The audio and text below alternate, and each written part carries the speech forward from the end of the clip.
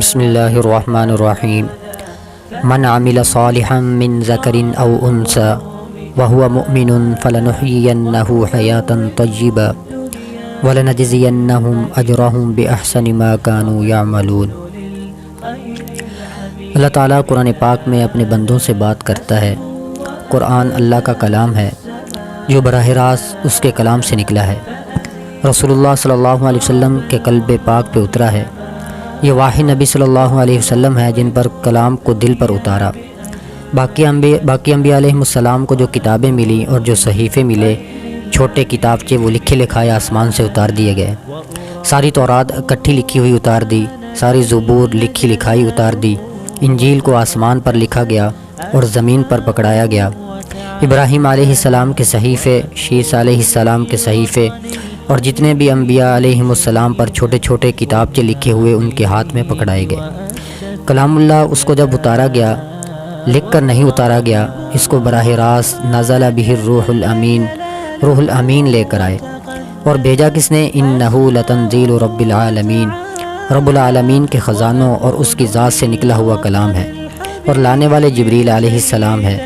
اور لایا کہاں؟ علی قلبک، اللہ کے نبی کے قلب مبارک پر اتارا گیا۔ تو قرآن کریم جو ہے وہ بہت برکتوں والی چیز ہے۔ ایک حدیث میں آتا ہے، اگر اللہ تعالیٰ قرآن کریم کو جیسے اللہ کے نبی کے سینے پر اتارا، اگر لوح محفوظ میں اتارتا تو اس کے ٹکڑے ٹکڑے ہو جاتے۔ تو قرآن کریم ہمارا یہ ذہن بناتا ہے کہ کائنات جو ہے وہ اللہ رب العزت کے ہاتھ میں ہے، طاقت جو ہے وہ اللہ کے ہاتھ میں ہے۔ ان القوۃ للہ جمیعا، ساری طاقتیں اللہ کے اپنے ہاتھ میں ہیں، کسی کو کوئی طاقت نہیں جو اللہ کی طرف سے ہے۔ تو تل ملک من تشاء، زمین پر کسی کو بادشاہی دی، وتنزع الملک ممن تشاء، کسی سے لے لی، وتعز من تشاء، کسی کو عزت دی تو اللہ نے دی، وتذل من تشاء، کوئی ذلتوں میں گرا تو اللہ نے اس کو اس کے گناہوں کی سزا میں گرایا۔ یبسط الرزق لمن یشاء، کسی کا رزق کھولا تو اللہ نے کھولا، ویقدر، کسی کا رزق تنگ کیا تو اللہ نے کیا۔ کسی کو بیماری آئی تو وہ اللہ کی طرف سے آئی، کسی کو شفا دی تو وہ اللہ رب العزت نے دی۔ وَإِذَا مَرِضْتُ فَهُوَ يَشْفِي۔ تو کائنات کے اندر جو طاقت ہے وہ اللہ رب العزت کی طاقت ہے، اور اللہ رب العزت جو ہے وہ اتنے بلند پایا مالک ہیں ہمارے کہ اِنَّهُ عَلِيمٌ بِذَاتِ الصُّدُورِ، کہ وہ ہمارے سینوں کے بھیتوں کو بھی جانتے ہیں۔